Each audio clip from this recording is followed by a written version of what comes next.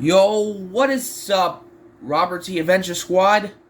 I'm Robert, off camera. My name is Robert, and welcome to a Creepypasta horror reading. Yes.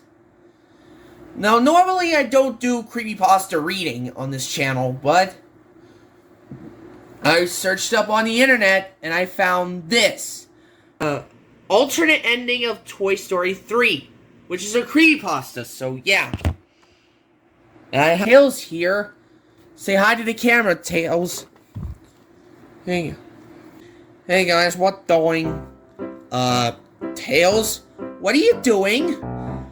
Why are you speaking your wee-wee? I don't know, I watched that YouTube video. Oh, I get it. You're pretending like Jeffy. You're pretending like Jeffy, aren't you? Of course. Let's see that for a few seconds. Okay. Wow. You really are pretending to be Jeffy, huh, Tails? Yeah, I watch Jeffy all the time that did it. Okay, Tails, so there is something I have to tell you. Yes? What is it? We're going to do a Creepypasta horror reading. Wait, what? A Creepypasta horror reading? Yes. Okay, so what is a Creepypasta reading? It's a Creepypasta. It's a story that I don't know. It's a story where horror characters come into play. Oh my god. That's really horrible. I know Sonic EXE was bad enough, but what could be worse than him? Why don't you look behind you and see for yourself? Well, what? Toy Story 3 alternate ending? Yeah, I know. This is probably gonna be scary for some viewers. I'm afraid so, Tails. Guys, if you are under 18 years old, do not watch this, okay? But if you're over 18 years old, good job for you guys. For over 18 years old, this is the perfect video for you to destroy the Toy Story childhood. Right? Yes, Tails. So, anyways, we're gonna be reading the alternate ending to Toy Story 3. Please make sure to hit that subscribe button and hit the like button and enable the notification bell as well. Yeah, do all that. Yeah, so without any further ado, Robert, are you gonna go ahead and read the story to me? Alright, sure, Tails. Well, can you move out of the way, please? But I have to edit this video so the guys can't see us reading this. Well, okay then, so I was just gonna be right here then. I guess.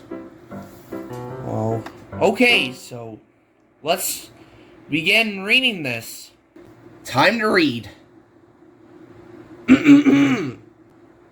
I wish I could give you the classic "This happened to a friend of mine." I truly do. Then I could make a lot of less gruesome of my head than it really was. Then I could doubt it like the rest of you. Because even though this happened to me, even though there were witnesses sometimes, I'm not quite sure I believe it myself.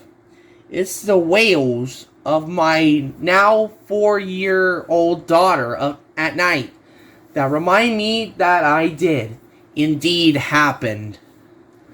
Katie had just turned 3 a couple weeks before the incident. One thing I loved to do was take her to the theater every Saturday morning for a kids movie presentation. It went from old classics to like Snow White to recent Pixar movies. Wow. It was fun and enjoyable, and that way Katie mingled with other kids her age who loved the same movies. At this time, Katie was literally obsessed with anything related to Toy Story.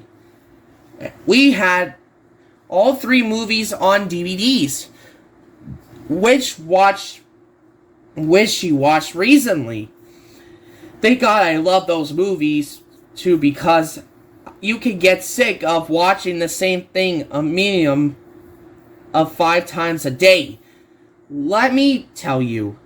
And also have Woody, Buzz, and Jessie dolls, which she loved to sleep with. She was afraid of trucks by the time she turned 2. So I taught her to pull the strings on either Jessie or Woody to scare the bad trucks away in the middle of the night. Honestly, these dolls were a blessing. So when I found that Toy Story 3 was being shown at the kids' theater, I jumped in the odd section, even though Katie was seen it countless times before. There was nothing like watching it on the big screen. And I knew she had been ecstatic. The showing was supposed to start at 8 a.m., but it didn't start until 9. But it wasn't so bad. Since the kids were having fun together, some parents frustrated, but I stuck around, as did about half a dozen other mothers and one father with their kids. My head is bleeding right now. The theater employee apologized and offered us free candy. All good. Who refused free candy? I go into the cliche of stories like this and say that the movie started normally. Because, well, it did. The intro was the part Katie liked the most, where Woody and Jessie chased the train and Buzz saved Woody at the last minute. Actually, nothing off happened for most of the showing. Once in a while, it would glitch. Wow. Like a still frame image? I don't know. Anyway, where the image would freeze for a second and then fast forward to catch back with the sound. I noticed it, the kids didn't care as long as they got to see their heroes in jumbo size. Nearing the end, when things got strange, it didn't seem off at first, but I would soon find out, as every other family in the theater would. There is a point in the movie where Woody and the toys end up in the dump after Lotso managed to drag Woody in a dumpster and the garbage truck picks them up. I remember that as well. The little piece of planet aliens got taken away by one of the trucks in the dump, and then Woody and his friends were carried onto a conveyor belt. The moment they hit the belt, the screen flickered. Oh my. And the sound jammed on constant loop with the toys screaming when they fell. And then we got a look at the well-known blue screen of death. And here's a screenshot of it as well, with the awful screaming sound going on and on like a broken record. I always find a loopy, jumping sound comes with a blue screen of death disturbing. Heck, I always thought a scratching record or CD teeth shattering eerie. Maybe it's because I used to have a computer that crashed on me every half hour and kills my files. It made me nervous, but when the father burst into mocking laughter, I uttered a nervous laugh too. The kids were confused, but for those who had just enough knowledge of computers, it was really funny. I had a friend who worked at the theater, and he quit for another job around the time computers replaced people in the cabins for projecting the films. I guess nothing was ever replaced a good old human being. When nobody came to check on us, the father got up and left to ask someone to turn the thing off and restart it. Katie didn't seem fazed by this and shrugged it off, waiting patiently. She was always pretty smart and mature. I can't pronounce that.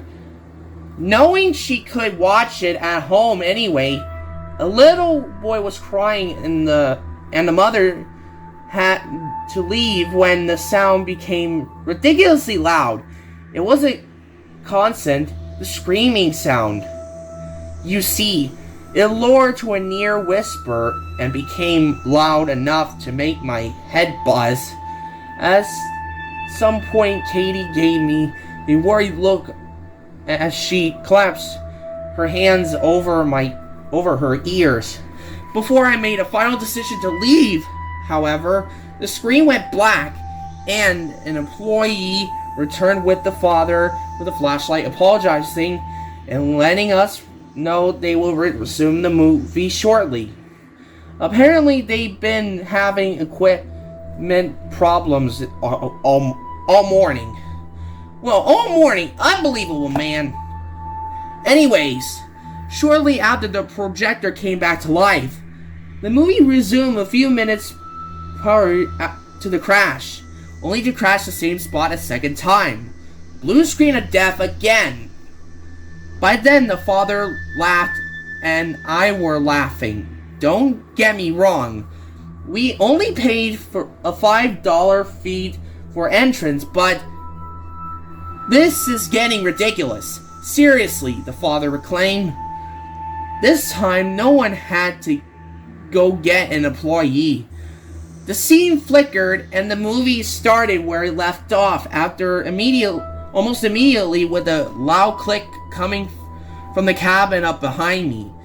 It reminded me of a gun as it clicked the safety off, and I couldn't help but look up at the beam of light. Might have been an employee kicking the machine back in gear for all I knew. As long as it worked, I wasn't going to complain, but come this point, another mishap and I was gone. Watching it at home was a lot less troublesome. The movie seemed fine come this point, except for the sound like someone put a pillow over the speakers to muffle it. Something else was odd, but I didn't notice what it was until also betrayed the toys, but not pressing the stop button of the belt and let them fall into the incinerator. It was their voices. Their voices were different, not by a whole lot. Maybe the kids didn't notice, but I did. Oh, you noticed that voice were different, huh? Well, whatever. And I knew the father did too. Oh boy.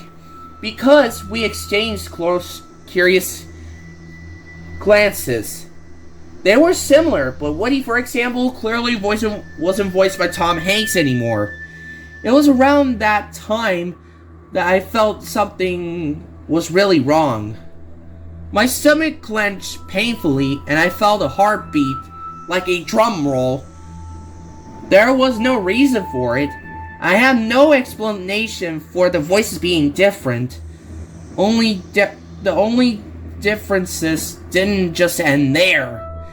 If you've seen this movie as many times as I have, you know that while the toys eventually gave up and accept their fate by holding hands and waiting for their death, A light comes on and a giant claw holds them out of the incinerator at the very last second. It keeps you on edge at this time, but once you've seen it, like you guys, you know better.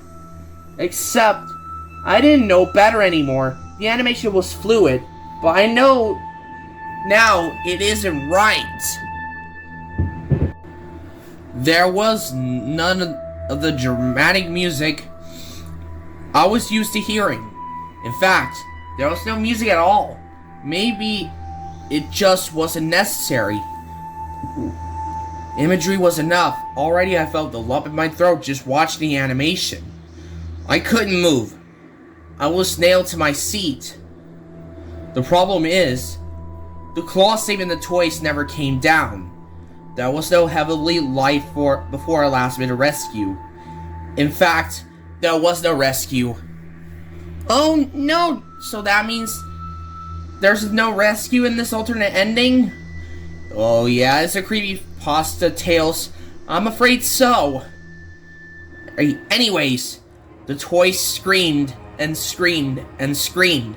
An ear-shattering screech that will ring in my head for days to come and would wake me up in the middle of the night.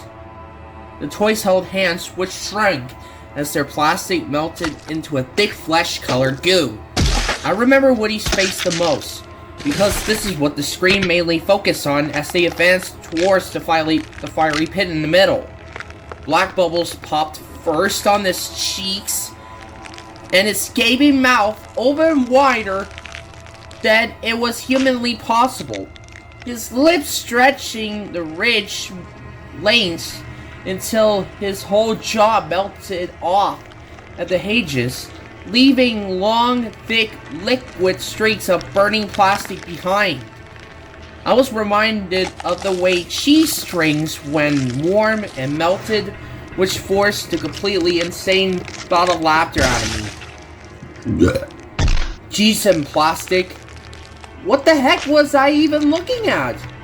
I really like some cheese on my cheeseburger. Not my blathering. The banshee like screeching escalated and escalated, and with the speakers all around us, it came from everywhere at once. My stomach cramped as despair ripped through me, and I thought I would collapse right there. I couldn't move. I was still glued to my seat. Woody's eyes rolled down his cheeks like they were painted on, but were real globes of ligneous substance, which burns like egg yolks, leaving gaping holes in place. Their eyes, all of their eyes, were the only thing that acted as real eyes might.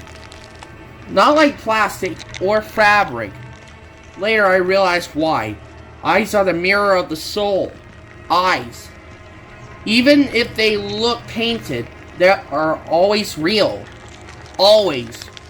And so as they exploded into a liquid state, so did their souls. Burning in the fiery pits of hell. It's silly to think that way of a cartoon character, but that's the only explanation I found for the difference. I'm not sure it makes me feel any better to think that way. Actually, it just made me feel worse.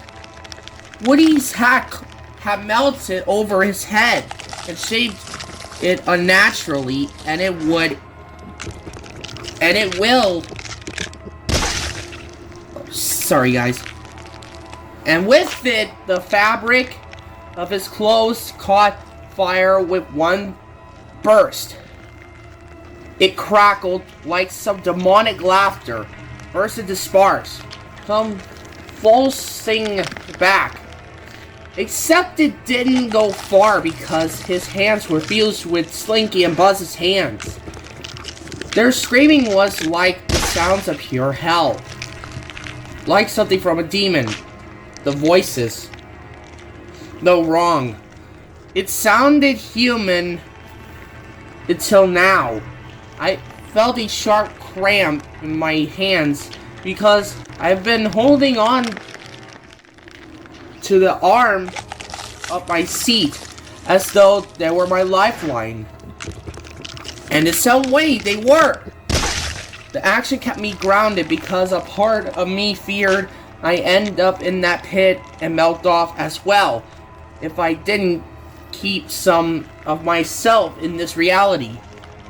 Most of the footage focused on Woody, but you got the glimpse of the others too.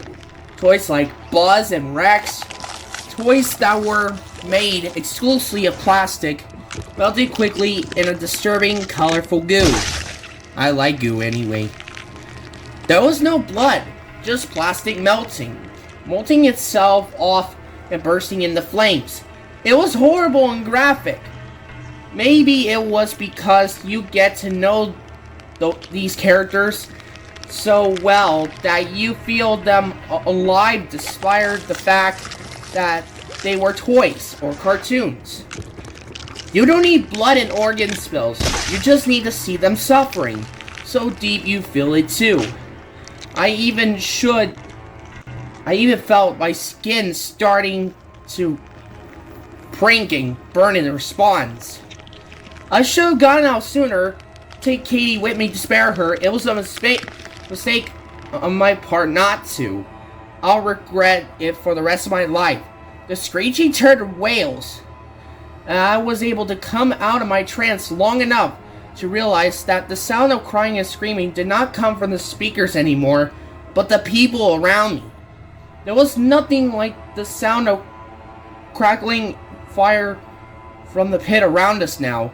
The toys were dead, but the children and adults alike, myself included, were the ones screaming and weeping.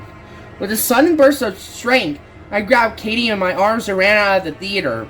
I didn't look back, though I could now smell the burning plastic. It was just stuck in my nose. It wasn't stuck in my nose. It clung to my clothes and my skin, too. I thought I heard someone vomit behind me. I'm surprised I didn't. I noticed the father was scrooting past me. I couldn't pronounce that. Then again, he might have been smarter than me and left before I did. He was yelling at the employee who's giving tickets.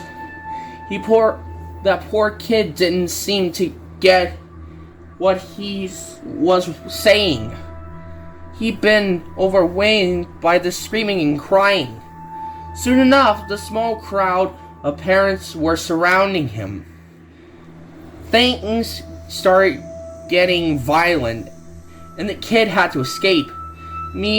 I just stood there with Katie screaming in my arms, half hearing her, still in shock. I felt lost. I didn't know what to do or where to go. I should go home, join the mob of angry parents or wailing children. Go to the police? What? My feet moved on their own, and I let the instincts take over. The door, I was leaving. It was better for Katie anyway to keep her away from this place. I felt empty, and the smell of burnt plastic seemed even stronger as I stepped outside. When a hand gripped my arm, I jumped and yelped. It was the father with the child in his arms, sobbing in his shoulder. It turned out that his name was Jeremy. He exchanged phone numbers after he told me he would see to it to get an explanation for what happened. The rest of the day did not go well. I took 2 baths with Katie, but the deaf straight wouldn't leave. Eventually, she stopped crying and went to sleep out of pure exhaustion. As for me, even though I was completely off, even though I felt like I could fall asleep too, I couldn't. Every time I closed my eyes, I saw the life like eyes of Woody slipping down his cheeks and burst, or his jaw hanging loose until it crashed onto his lap. Just before my husband came home from work, I got a call from Jeremy. I remember slipping on my chair as he spoke, and a new set of hot tears streamed down my cheeks. My head hurts and my eyes burn. I thought I might pop right out too. Jeremy said that the theater management took the remaining few parents to see to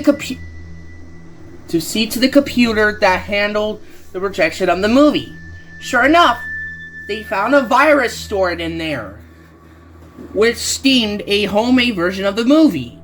But the streaming led to nowhere. Jeremy's job was to handle computers, so he was able to look through it for who's couldn't.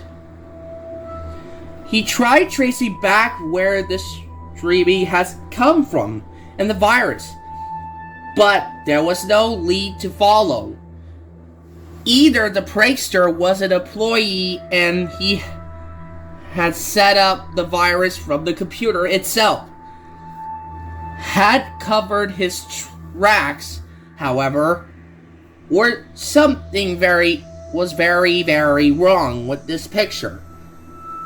I prefer a rational explanation to something of outer nature, so I doubted to believe it was an employee who had access to the computer. Either way, other than the corrupted files the virus had left behind, there was no evidence of the disturbing footage we watched. It was gone. That was a little more than a year ago. Anything related to Toy Story was found left in my house. My husband, he wants to believe us, but I could tell he's skeptical. He said someone that had to animate the thing and people had to act out the voices. That takes a lot of dedication because while the animation is constantly moving, the quality of the image and characters was as good as the original movies. He said that it's one hell of an effort, but into a one-time prank, he's right though. I never heard of anything of the sort again. You'd think it would have come out if it had. I checked, and Jeremy did too. There's no records of anything like it anywhere. Jeremy even tried to contact Disney and Pixar, but they never returned his calls or emails as expected. The theater's closed now. I think someone sued them over what happened, but all the news mentioned was bankruptcy. To this day, I still get a whiff of burning plastic once a while when Katie screams at night, suffering from those horrible nightmares. Wow! That was something, right, Tails? Well, yes, Robert, that was really something. Wow, that first Creepypasta story that you told to the viewers, it was really unsettling. Yeah, I know. It was very, very unsettling. So, I guess that was it. Well, guys, that was the end of the Toy Story 3 Creepypasta, the alternate ending. Give us some suggestions in the comments section on what horror creepypasta story should we do next? And don't forget to click that like button, hit the subscribe button if you're new, and click the bell icon. Yeah. So, thanks for watching, everyone, and I'll see you guys next time. Without any further ado, I'm gonna spank my diaper. My pretend diaper.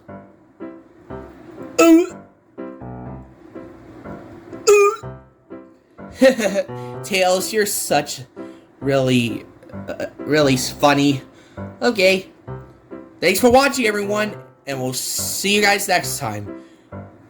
Peace!